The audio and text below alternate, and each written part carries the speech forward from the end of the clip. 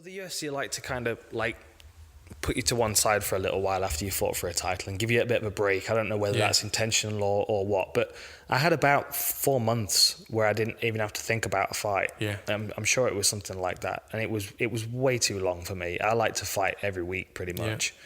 And I don't know, I kind of got indoctrinated by my own hype a little bit, if I'm honest. Right.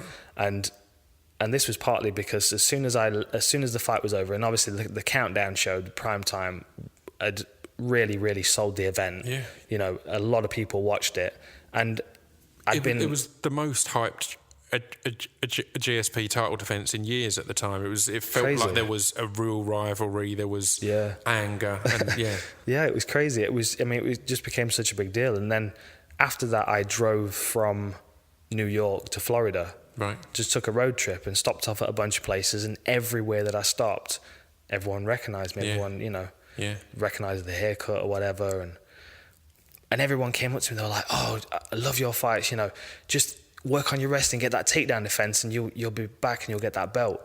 And I just heard it so many times in 4 months that I was like, you know what? If I work on my takedown defense and get back to a title shot, I win the belt. Yeah. I was like, and this was the calculation in my head. So then going into the Condit fight, I was like, oh, he's a kickboxer. I've got kickboxing nailed. I'm just going to knock him out. And literally, that was my train of thought. I was far too confident. I was far too, and it wasn't. I didn't respect him because I knew what he was capable of. Yeah. I just didn't think it was going to work on me. And there was a point in the fight where I landed a left hook, and I looked him in the eyes, and I felt like I'd hurt him. Yeah. And I chased after him. I threw like 3 left hooks in a row or something like that. And literally, and I've said this before, and I'll say it again. The person that got knocked out was a different person to the one that got back up. Oh, really? Entirely different. Yeah. And the funny thing is, I mean, it's another kind of heartbreaking, tragic event where it was you both threw that same punch at the same time, and it was his that was just slightly more, I guess, on point or on. It was it connected cleanly, and do you think it's because it was the first one he'd thrown, whereas because you connected with one that you were throwing them out there a bit more loosely, a bit more maybe I don't know, chasing it, or I don't know. I think it was partly because I just committed to it. My hand was down, and. He's got a slight reach advantage. I'm not sure whether he was quicker, but it landed cleanly. It caught me right on the side of the neck as well, right underneath the ear. And I know it was something that him and Greg Jackson had been working on. It was something that they'd found in my game, and it was an opening that I had and I've worked on since. So from a martial arts perspective, it was a great wake up call for me. It was like, you've got stuff to work on. Check yourself basically. But then. Yeah, because obviously from another point of view, like if you see where Condit's at now, he's shot off in a different direction entirely and is doing amazing things. And I don't know, it kind of brought a bit of balance to me. It was what I needed in that moment, and I'm really grateful for it. And at the time, it was pretty rough. I went back to my hotel and shaved my mohawk off and kind of was a bit reclusive for a couple of weeks. Just, I mean, particularly as you said, after 4 months off, and the biggest fight imaginable at that point, and being told constantly, you're next. You need another go at that. Then to as said, to have bought into that hype, and then to have that so rocked.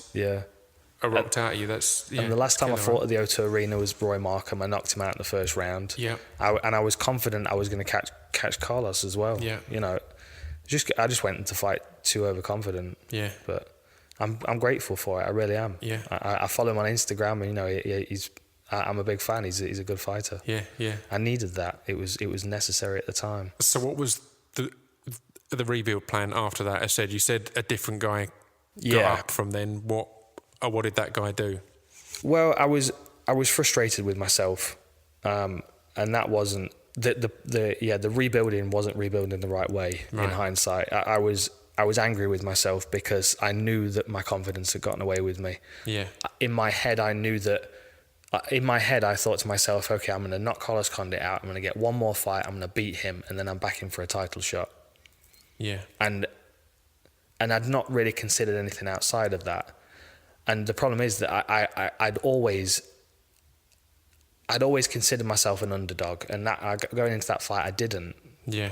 And that was my mistake. Again, I mean, it's got to be a world of difference of going into such a big fight against GSP, but feeling, you know, all I wanted was to be in the UFC, and now this is happening. And as you said, you wanted to go out there and show that you deserve to be there. To then have that mindset of right, bang, bang, bang. Yeah, especially because there were so many people before the fight that were like, he don't deserve a title shot. It's too early. It's just because he's British. I got that so many times. Yeah, of course. And I want, I felt like with the effort that I gave in the fight, a lot of people, even if they still held that same opinion, which I agree with, I'm not denying it, but at least they would look at me and be like, you know what, he got that.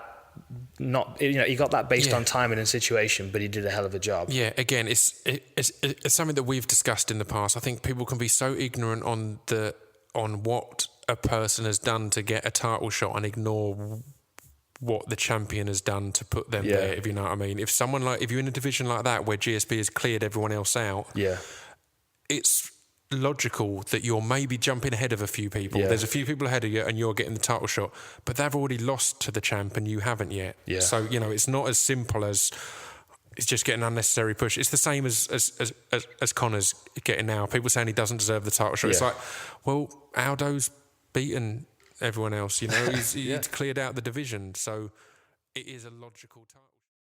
This piece of fiction is the intro to Distraction Masters. This piece of fiction is the intro to Distraction Masters. This piece of